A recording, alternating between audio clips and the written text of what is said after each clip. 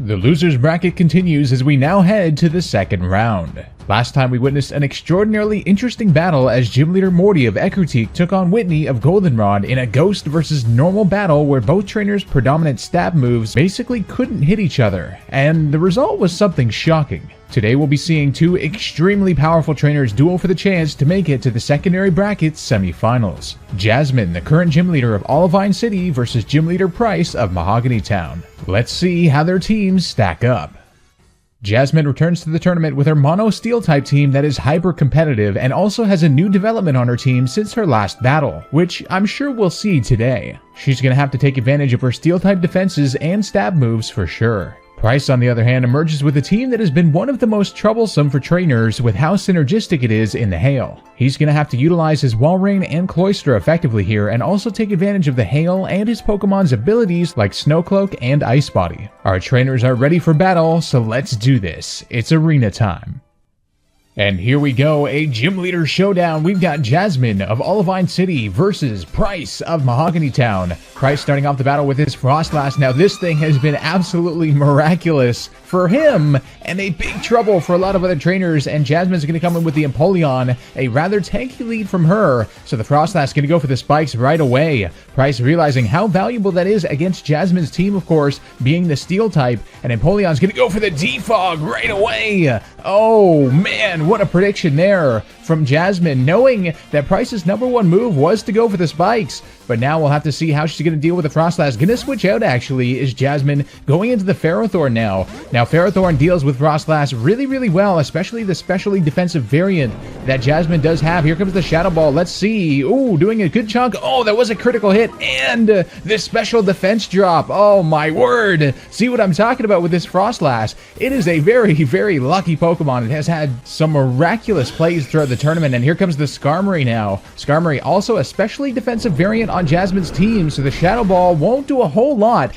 and no special defense drop that time, no critical hit, so perhaps the Skarmory can pull something off here. It does get a little bit of recovery from its leftovers too, but now the Frostlass going for a taunt. What a good play there from Pryce, making sure the Skarmory can't set up, and yes, it was going for the Stealth Rock. Now, Stealth Rock is also a very critical hazard move in this battle, especially against Pryce's team being Ice type, so both trainers finding a way to avoid those hazard moves just kind of tells you the skill of them. And now Pryce going into the Wall Rain. Wall Rain, a very, very defensive beast. Here comes the Brave Bird. Now Jasmine was trying to get rid of that Frostlass. We'll see how much that does on Wall Rain. Wall Rain is physically defensive. Yeah, it tanks that like an absolute champion. Skarmory going to get a little bit of recoil damage, but of course it does have the leftovers to restore some health. So this is an interesting part of the battle here. Yeah, Jasmine is going to have to switch out both physical walls, and now the Ferrothorn coming out. Ferrothorn most certainly would have a better way to deal with Wall Rain, but it will first have to tank an Ice Beam.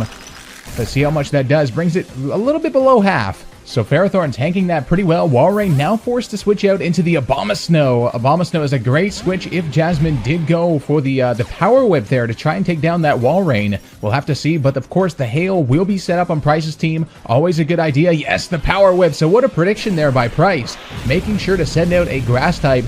It is a special defender, so it still takes some damage, but now Ferrothorn is starting to get hurt by the Hail as well. Pryce is going to be forced to withdraw now, and he's going to go into his Wall Rain again, perhaps anticipating a different move. Yes, the Gyro Ball. What a double switch there from Pryce, making sure to just kind of wear this Ferrothorn down. And of course, his Wall Rain now gets the Ice Body ability. It will actually get some health back each turn in the Hail. And now the Protect coming in from the Wall Rain too. This thing is absolutely really difficult to take down. The Power Whip coming from the Ferrothorn. So Pryce just playing some mind games here with Jasmine, where his Wall Rain gets some health back every turn, whereas Ferrothorn is actually going to lose some health, which is not too good. Another Ice Beam now. Pryce trying to go for the KO on the Ferrothorn. No, Ferrothorn does survive and is now able to go for the Power Whip. That's not good for Pryce at all, but the Wall Rain actually tanks that really well, and it does have the Citrus Berry. Wall Rain is an absolute beast, surviving things that people might not think it would. And again, some more health. It's almost at half health again, whereas Ferrothorn getting chipped down by that Hail. And all of a sudden, the Wall Rain taking the upper hand over Ferrothorn. You would not expect that normally, and the Ferrothorn going down to the Walrein. Walrein getting some health, some insult to injury there. The Walrein is adding in, and now the Steelix coming out on the field. Steelix not arguably the best choice against the Walrein. But of course, the Steelixite. Here comes Jasmine with a new addition to her team. As we have seen during the events of Pokemon Masters EX, she does have a Mega Steelix now. This thing is an absolute beast. And the Walrein gonna go for Protect here, trying to get some hail damage and some recovery for itself here. And now the Steelix is gonna go for the Sandstorm though. Oh, canceling out the hail. Perhaps Jasmine predicting the Protect and going for the Sandstorm here. What a play by her. Now all of a sudden the Walrein is getting no recovery, in fact damage every turn, and now the Steelix will be forced to switch out though. Doesn't want to take something like a Surf, but Empoleon certainly could. What a switch from Jasmine there. The Surf coming out now, and Walrein's just going to get hurt by Sandstorm, whereas Jasmine's Pokemon do not get hurt by Sandstorm at all. In fact, some of them just benefit from it. So here comes Walrein with a little bit of damage on it as well. Jasmine's going to switch out again here, going into the Skarmory now. Now perhaps, whoa, you know what might have happened here? Yes, Pryce did actually withdraw, going into the Abomasnow. What a prediction there from Jasmine, knowing that Walrein could do nothing, and Pryce would likely want to set up the hail again. So perhaps Jasmine designing this play-by-play and sending out the Skarmory now, which could do a huge chunk of damage to this Abomasnow. Getting a little bit of recovery here too. But now the hail will impact it. Pryce is going to be forced to switch out back into the Walrein here. So let's see what the Skarmory went for. Perhaps the Brave Bird. Skarmory going for the Stealth Rocks. Oh, taking the opportunity to set up what is going to be invaluable for the rest of the battle. The Stealth Rocks, of course, not a good situation from Pryce. He doesn't really have a way to deal with them. But now the Ice Body getting a little bit of recovery on the Walrein, whereas Skarmory, of course, does have the leftovers. It'll be interesting to see where this play goes from here. Skarmory going for the Curse is actually going to start powering up. Now, of course, it does have to be wary of Walrein's offensive capabilities, but that is going to raise its attack and its defense, perhaps trying to power up to maybe take down this Walrein. Let's see. The Ice Beam coming in on the Skarmory, though, doing a good chunk of damage. Walrein getting a little bit of recovery here, but now Skarmory has free reign to be able to go for something like the Brave Bird after this recovery. Again, a little bit above half health. So both trainers a little bit above half health, and they both have their physical walls out. Now the Ice Beam coming out from the Walrein yet again. Gonna stay in there. Here comes the Skarmory's Brave Bird, powered up by the Curse. Let's see how much this does. We know Walrein is a tank, but I don't know. No, Walrein's still gonna take that. Are you kidding me? What a defensive Pokemon. Again, more recovery, whereas Skarmory's gonna now start getting buffeted by that hail. Its leftovers will kind of neutralize that a little bit, but Skarmory is at very, very low HP. And yeah, Jasmine would not want to risk something like a freeze or something, or perhaps if some hazards go up and the Skarmory gets taken down. So yeah, the Skarmory is going to go down to the Walrein, but now Jasmine can hopefully get some momentum going here with the Magnezone. Magnezone is one of the most terrifying Pokemon for Pryce's team, especially that Walrein. And Pryce is going to withdraw immediately. Going into the Mamoswine, a good switch, especially if the Thunderbolt is on its way. Then the Mamoswine can perhaps pull off some momentum here, but the Magnezone going for Substitute. Oh, Jasmine knew that, of course, Pryce did not want to lose his Walrein, so going for the Substitute there. Now all of a sudden the Mamoswine has to break through that. It does have a way to do so though, with of course the knockoff. The Earthquake would not affect it because the Magnezone did have its air balloon, but now that will be popped. So the Mamoswine has a chance, but no, the Flash Cannon coming out from the Magnezone. Magnezone is wickedly powerful, and that is the end of the Mamoswine. Very, very soon, Pryce knew he had to take down that Substitute. There's no other way he could deal with this Magnezone. Now the problem here, Magnezone is a little bit slower, but the Frostlass coming out on the field now, getting hurt by the Stealth Rocks, so those starting to come into play here. Same thing with the Mamoswine. Now the Shadow Ball coming out from the Frostlass. How much will this do on Magnezone? A good chunk, but not enough. We'll get the special defense drop. Doesn't really matter at this range. Oh, the Frostlass avoided the Flash Cannon though.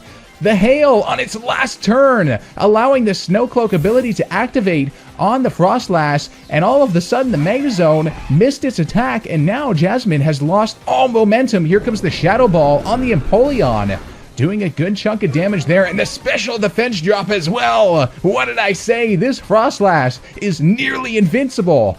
unbelievable, miraculous luck. And now Shadow Ball again on the Empoleon. Jasmine deciding to actually tank the special defense drop Shadow Ball, which is a very risky play. The Citrus Berry coming into effect, though, giving it a little bit more health. And now the Scald. Oh, and the Frostlash survives. What is this thing made of? Jasmine forced to switch out again into the Steelix, the Mega Steelix coming back out on the field. It is a specially defensive variant, so it should be able to tank the Shadow Ball, perhaps the only thing on our team that can right now. And the Steelix does tank that pretty well. No special defense drop this time, but it will have to take another one, yet another Shadow Ball on the Steelix. It does tank it. Here comes the Heavy Slam to end the Frostlash. Finally, Jasmine is probably feeling really, really good about that after all that Frostlash was able to accomplish in every battle throughout the tournament. That thing has been wild. But now the Walrein coming back out on the field. Again, a big threat, but the Stealth Rock's doing a lot on Walrein. Those Stealth Rocks coming in clutch here. The Steelix will switch out. A lot of switching going on, a lot of strategic plays. Jasmine's going to send out the Empoleon to try and tank what is presumably, yes, the Surf. Let's see how well Empoleon deals with it. It should be able to tank this pretty well. Empoleon is a very bulky Pokemon. Yes, only 25 HP maybe? Something like that. Empoleon now able to respond with the Grass Knot. Grass Knot will inevitably take down the Walrein. So here, Jasmine getting rid of two of Pryce's biggest threats, really. The Walrein and the Frostlash are down, but the third is the Abomasnow. The Abomasnow reactivating the Hail yet again. Of course, the Stealth Rocks doing quite a lot of damage to it, though. Those Stealth Rocks are coming in clutch here towards the end of this battle. Now Empoleon has to make a decision here. It is going to switch out. Nothing it can really do against, of course, a beast like Abomasnow. And now the Steelix coming back out on the field. Mega Steelix is going to have to tank a Giga Drain, though. Giga Drain, not super effective, although it does give Abomasnow a little bit of health back. So we're going to have to see what the Steelix wants to do here. We'll get buffeted by the Hail, of course. And here comes the Abomasnow with another Giga Drain. This Steelix is getting worn down really quickly in the red already. And now it still has Hail to contend with. But the Steelix is going to go with the Sandstorm, actually. Oh, Jasmine deciding not to take out the Abomasnow, but rather try and set up the rest of her team as best as she can, especially if this is Abomasnow's last turn on the field. We'll have to see. Pryce might not want to switch, depending on what Jasmine does here, and the Giga Drain will take down the Mega Steelix. Mega Steelix just barely getting taken down by the Giga Drain. If it had survived, it could have launched an amazing counterattack, but that is not going to happen. The Abomasnow is going to be a little bit safe here, but now the Excadrill with Sand Rush ability, so its speed will be effectively doubled here, going for the Iron Head on the Abomasnow. Nothing else can tank that. No, not even Abomasnow getting taken down. So we see what Jasmine's plan was here. Set up the weather that she wants, take down the Abomasnow inevitably, and now the Sandstorm's up. Pryce perhaps trying to go for just a priority move here to try and put the Excadrill within KO range for his last Pokemon, which will be his Cloyster. He really has no other choice here, and yes, going for the Ice Shard here.